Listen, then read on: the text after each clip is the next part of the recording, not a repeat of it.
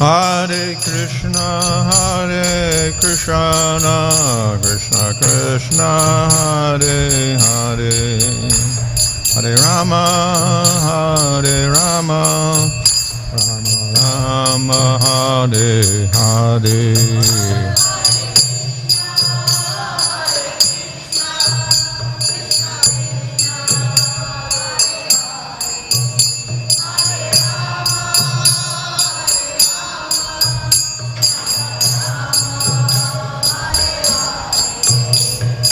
Prabhupada, Prabhupada, Prabhupada, Jaya Prabhupada, Jaya.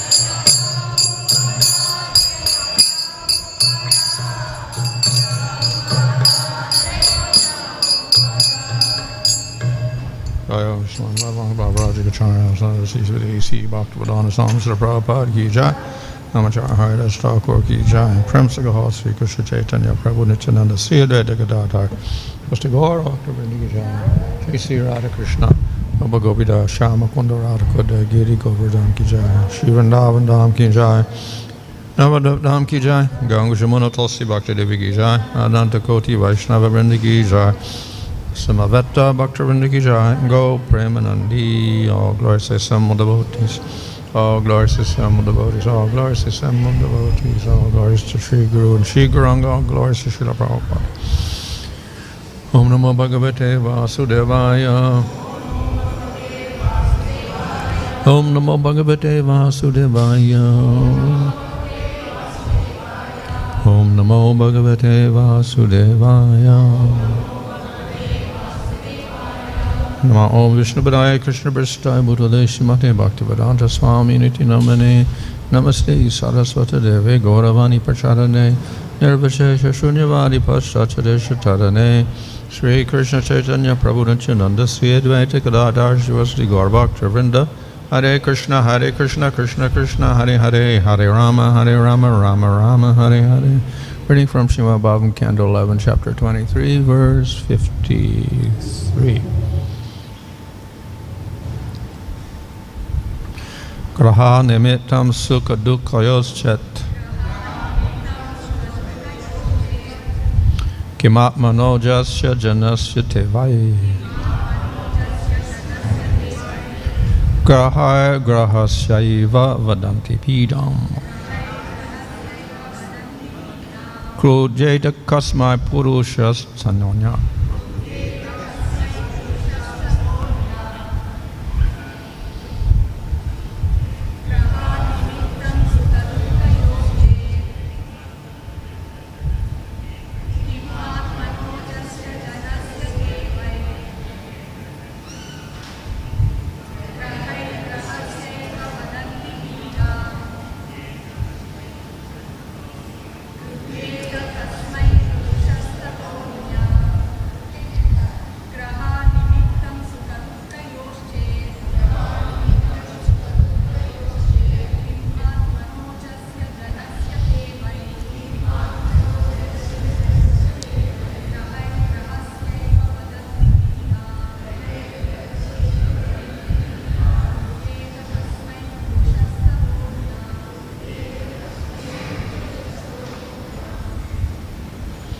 Grahā, controlling planets.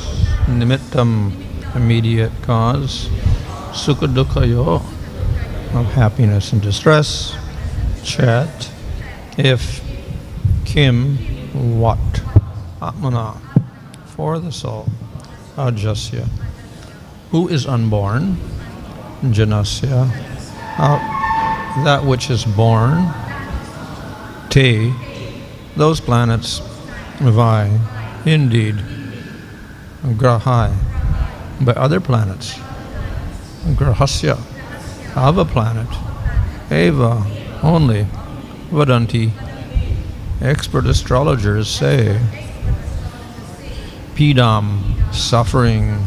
Krudhyeta, should become angry. Kasmai, at whom?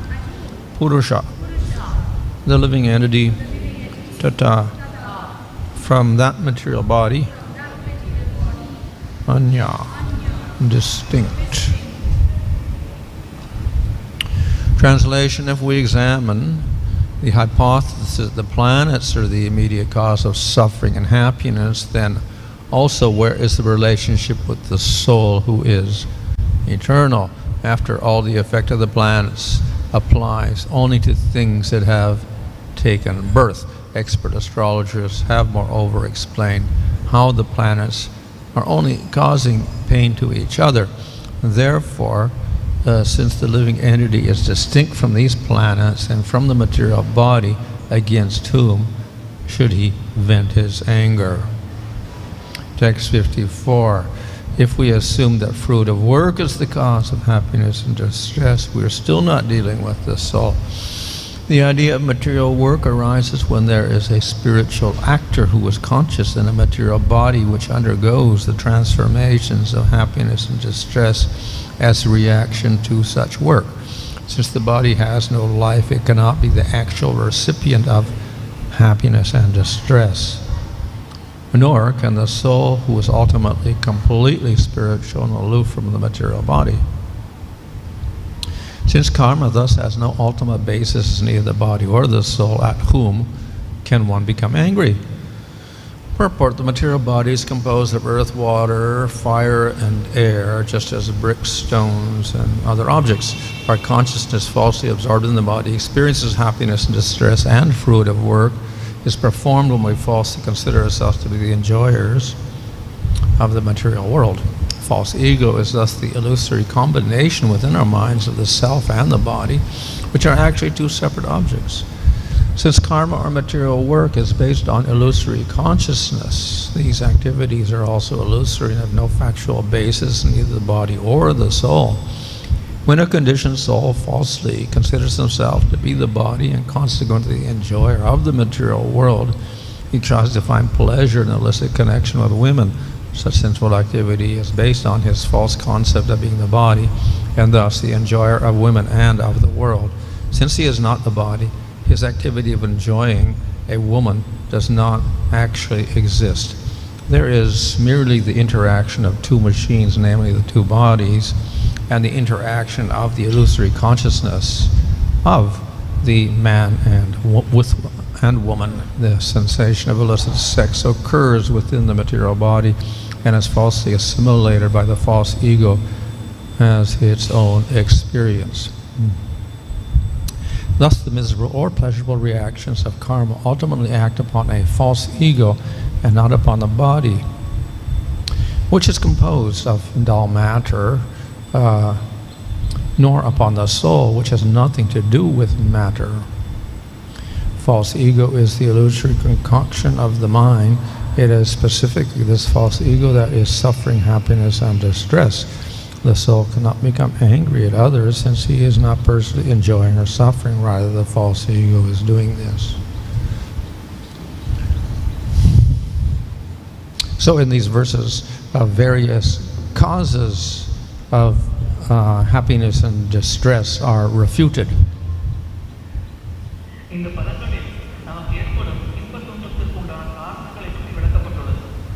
So the original idea was that one becomes disturbed or angry when one has to suffer.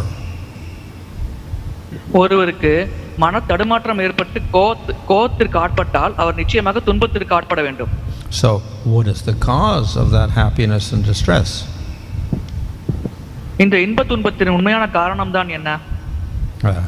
So here in verse 53, then there is a refutation that the planets are the cause of your suffering. இங்கே 53வது பதத்தில் கிரகங்கள் நமக்கு துன்பம் அளிக்கிறது என்பதை பற்றி கருத்து பேசப்பட்டுள்ளது. So in other words, we can attribute various causes of suffering. நம்முடைய துன்பத்திற்கு நாம் பல காரணங்களை முன்வைக்கலாம். So immediately one can say that this person or this event or this animal is the cause of my suffering. உதாரணத்துக்கு ஒருவர் இந்த நபர் எனக்கு துன்பம் அளிக்கிறார், இந்த மிருகம் எனக்கு துன்பம் அளிக்கிறது என்று பல காரணங்களை கூறலாம். So that's the normal reaction of a person. இது சாதாரணமாக ஒரு மனிதர் கூறும் வார்த்தைகளாகும். But then we have more, say, philosophical cause,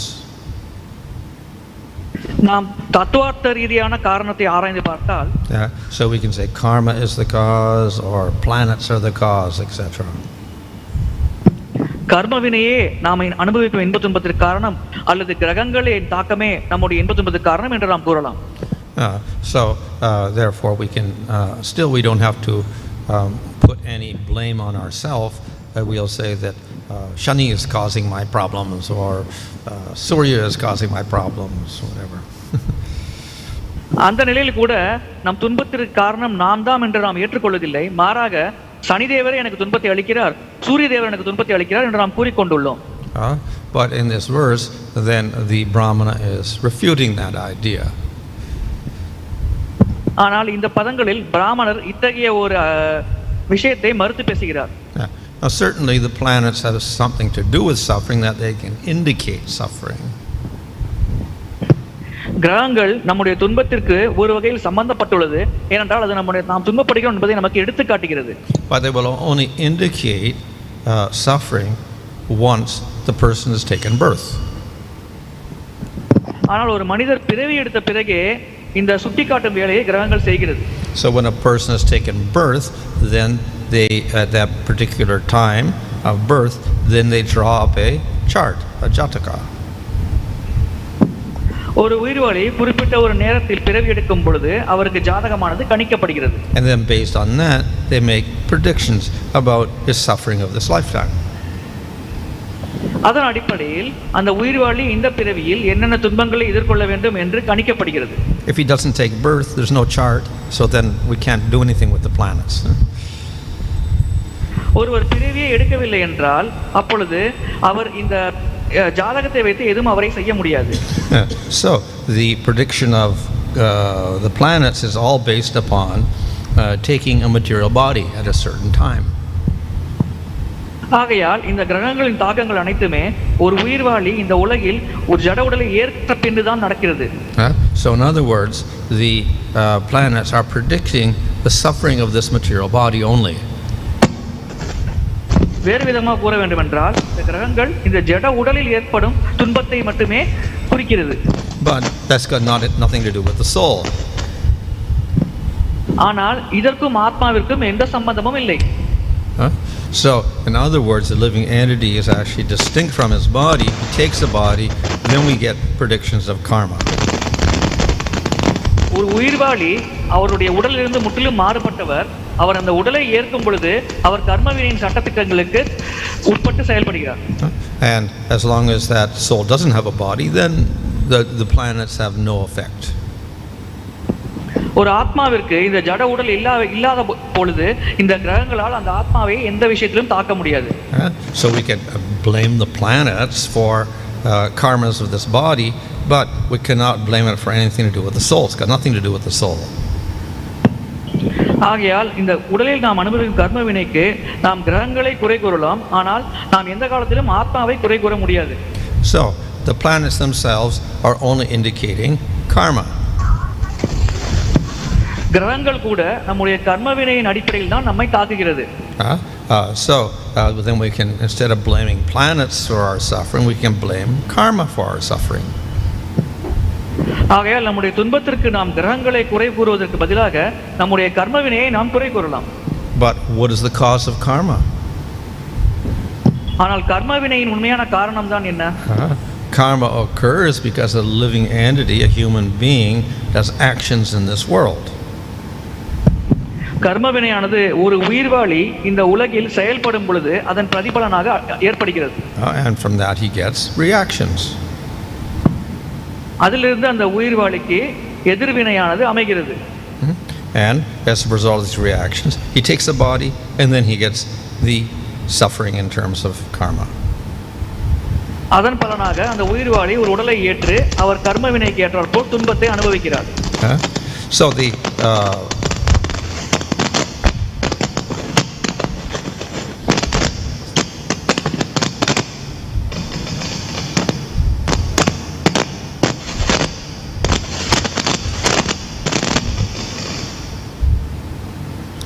karma does not occur unless we have the living entity involved. ஒரு உயிர்வாளி இல்லாமல் கர்ம வினையானது செயல்பட முடியாது. We don't get any karma as long as the jiva is not doing the activity. ஒரு ஜீவாத்மா செயல்களில் ஈடுபடாமல் கர்ம வினையானது ஏற்படாது. So therefore the happiness and stress due to karma is actually because of the living entity, not because of the law of karma itself. கர்ம வினையால் ஏற்படும் இன்ப துன்பத்திற்கு காரணம் உயிர்வாளிதான். கர்ம வினையின் சட்டதிட்டங்கள் இதில் எதுவும் செய்ய முடியாது. And that karma acts upon the material body. அந்த கர்ம வினையானது அந்த உயிர்வாளியின் ஜட உடலை தாக்குகிறது. That law of karma itself has no consciousness. கர்ம வினையின் சட்டதிட்டங்களுக்கு உணர்வு கிடையாது. Like matter and like time, karma is insentient, jada, no consciousness. அது ஜட பொருளை போல காலத்தை போல கர்ம வினையும் ஒரு ஜட வஸ்துவாகும். It cannot decide to do anything. அதால் சொந்தமாக எதை செய்யவும் முடிவு செய்ய முடியாது. So therefore we shouldn't blame the law of karma itself for anything. நமக்கு ஏற்படும் இதற்கும் நாம் கர்ம வினையை குறை கூறக்கூடாது. So in this way the Brahmana is refuting different ideas about what is the source of suffering. இவ்விதமாக இந்த பிராமணர் இந்த துன்பத்திற்குண்டான காரணங்களை மறுத்து பேசுகிறார். And the whole point of doing this is to show that ultimately we cannot blame other living beings for our suffering. இவ்வாறு இவர் செய்வதற்கான மூல காரணம் இறுதியாக நம்முடைய துன்பத்திற்கு நாம் வேறு எந்த உயிர்வாளியையும் குறை கூற முடியாது என்பதே ஆகும். Ultimately it revolves upon the choices of the jiva. அது அந்த தனிப்பட்ட உயிர்வாளியின் தேர்வை பொறுத்தே அவருக்கு இன்ப துன்பமானது அமைகிறது. So we may blame the mind or the intelligence or whatever, but ultimately they're also material, and without the consciousness of the jiva they cannot function. நாம் மனதையோ அல்லது புலன்களையோ குறை கூறலாம், ஆனால் அவை அனைத்துமே பௌதிகமானவை. ஒரு உயிர்வாளி ஜீவாத்மா இல்லாமல் இந்த மனம் மற்றும் புலன்களால் செயல்பட முடியாது. So the cause of the suffering is ultimately the choices of the jiva. நம்முடைய துன்பத்திற்கான மூல காரணம் இந்த ஜீவாத்மா செய்யும் தேர்வே ஆகும். But we know that the jiva itself cannot be harmed, cannot be burned, cannot be drowned, cannot be dried up. Nothing can happen to the jiva, so why would it have to suffer?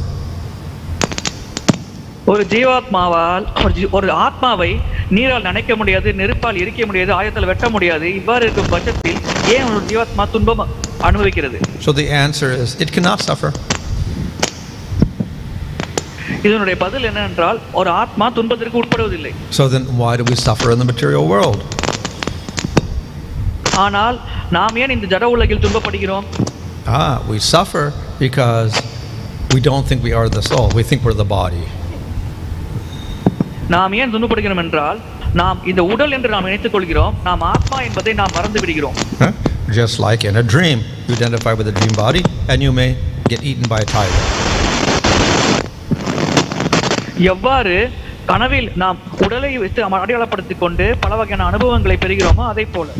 But when you wake up and you know that's false identity. ஆனால் நாம் விழித்தெழும் பொழுது இவை அனைத்தும் கனவு என்பதை நாம் புரிந்து கொள்கிறோம். So due to ahankara throughout our life we have this false identity and therefore we undergo suffering throughout our life. அகங்காரத்தின் காரணமாக நாம் இந்த பொய்யான அடையாளத்தை ஏற்றுக்கொள்கிறோம். இதன் காரணமாக நாம் இந்த வாழ்வில் துன்பப்படுகிறோம். But that suffering is experienced through the atma. அந்த துன்பமானது நாம் கர்ம வினையின் தாக்கத்தினால் அனுபவிக்கிறோம். So therefore we think I am suffering. இதன் காரணமாக நான் துன்பப்படுகிறேன் என்று நான் நினைக்கிறோம். Even though the soul cannot suffer. இருப்பினும் ஆத்மா துன்பத்துக்கு உட்படுவதில்லை. So in this way through a careful analysis we can understand that we should not be disturbed by all of the occurrences in the material world. இவ்விதமாக இந்த ஜட உலகில் நடக்கும் சம்பவங்களால் நாம் எந்த காலத்திலும் பாதிப்பு அடையக்கூடாது என்பதை நாம் நன்றாக புரிந்து கொள்ள வேண்டும். So this is, of course, a little bit it's an intellectual understanding. இது நாம் அறிவுபூர்வமாக புரிந்து கொள்ளும் வழிமுறையாகும். And it's useful, but ultimately we have to back this up with realization. தன்னுணர்வை பெற வேண்டும். What is that? So, and that may be difficult to do.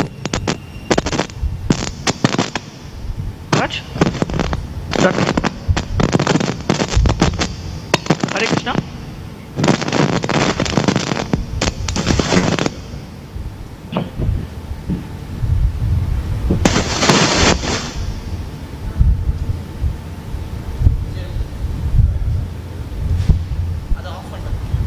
Hare Krishna.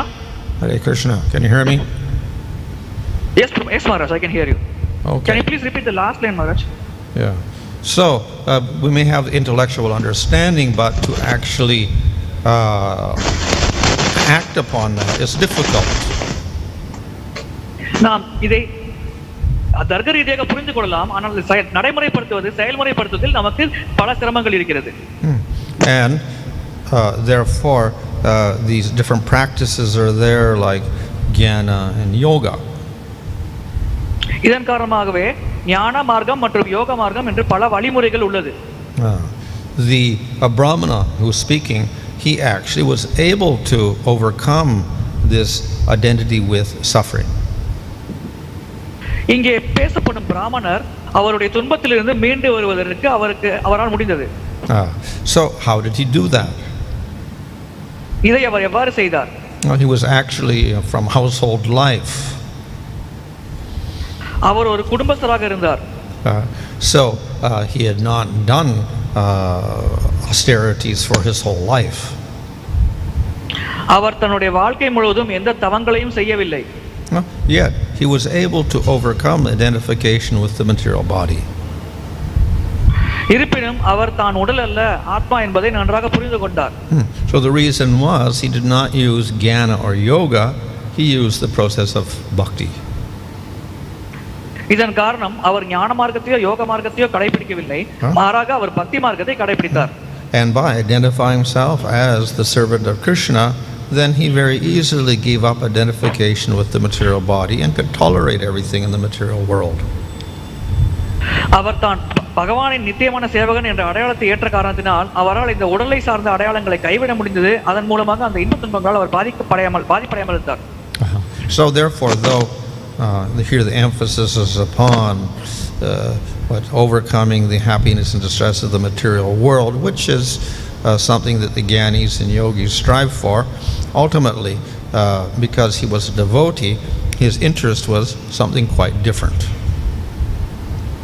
ஞானிகளும் யோகிகளும் இந்த ஜட உலகில் ஏற்படும் இன்ப துன்பத்திலிருந்து வெளியேற பல வகையான கஷ்டமான முயற்சிகளில் ஈடுபடுகிறார்கள். ஆனால் இவர் பக்தராக இருக்கும் காரணத்தினால் இவருக்கு ஏற்பட்ட அனுபவம் முற்றிலும் மாறுபட்டது. His original motive, of course, was he had a life of suffering in family life.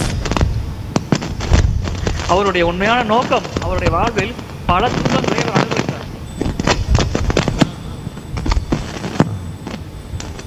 அவருடைய உண்மையான நோக்கம் அவருடைய வாழ்வில் அவர் பல துன்பங்களை அனுபவித்தார். But he overcame that not by any other process than the process of bhakti. ஆனால் அந்த கஷ்டங்களை அவர் பக்தி வழிமுறை மூலமாக அவர் அதை எதிர்கொண்டார். So therefore the conclusion of all of this is that the process of bhakti is the effective way. இதனுடைய முடிவு என்னவென்றால் பக்தி யோகத்தை கடைபிடிப்பது ரொம்ப சிறந்த வழிமுறை. Now he took sannyas, அவர் இப்பொழுது சந்நியாசம் ஏற்றுக்கொண்டார், which means giving up everything. அதனுடைய அர்த்தம் அவர் எல்லாத்தையும் விட்டுவிட்டார் என்பது. But he became successful at giving up everything because he gave everything to Krishna. அவர் கிருஷ்ணருக்காக எல்லாத்தையும் கொடுத்ததால் அவர் விட்டுவிடுவதில் வெற்றி அடைந்தார். So that is the true process of sannyas. அதுதான் சந்நியாசத்தினுடைய உண்மையான வழிமுறை.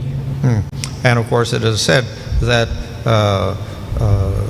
the true sannyasi is not necessarily the person who takes sannyas according to the varnashram system, but the person who's completely dedicated to Krishna. He is the perfect sannyasi. உண்மையான சன்னியாசி என்பது வர்ணாசிர தர்மத்தின்படி அல்ல, அவர் எல்லாத்தையும் கிருஷ்ணருக்கு கொடுத்து சன்னியாசம் ஏற்பதே உண்மையான சன்னியாசம். That is illustrated by the fact that he was a tridandi. அது திரிதண்டின் மூலம் நிரூபிக்கப்படுகிறது. Which means he dedicated his body, mind and his words to serving Krishna. அதன் அர்த்தம் மனம், வாக்கு, செயல் ஆகியவற்றை கிருஷ்ணருக்கு அர்ப்பணிப்பது. Hare Krishna. Hare Krishna.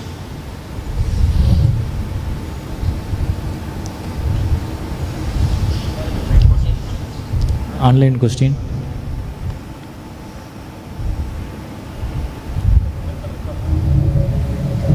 No, Prabhu.